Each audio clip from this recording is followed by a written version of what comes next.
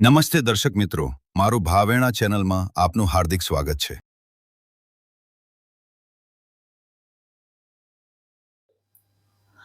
સુરત શહેરમાં વ્યવસાય અનુસંધાને ઘણી વખત છેતરપિંડી અને વિશ્વાસઘાતના અવારનવાર બનાવો બનતા હોય છે.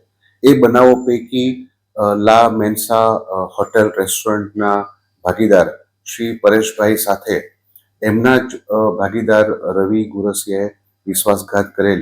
જે બનાવની હકીકત એવી છે કે બંનેનો આ રેસ્ટોરન્ટનો વ્યવસાય લા મેન્સા નામનું રેસ્ટોરન્ટથી કતારગામ વિસ્તારમાં ચાલતું હતું અને ત્યાં ભાગીદારી પેઢીમાં આ વ્યવસાય ચાલુ હતો. એ દરમિયાન ભાગીદાર રવિ ગોરસિયા દ્વારા પૈસા પોતે અન્ય ફરિયાદીની જાણ બહાર ઉપાડી લઈ 49 લાખ રૂપિયાની વિશ્વાસઘાત એની સાથે કરવામાં આવેલો હતો.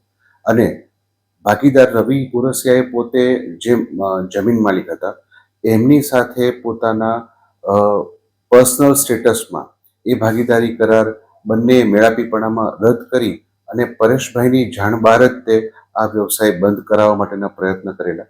જે અનુસંધાને ફરિયાદી શ્રી પરેશભાઈ દ્વારા ફરિયાદ આપતા ગુનો નોંધવામાં આવેલ છે.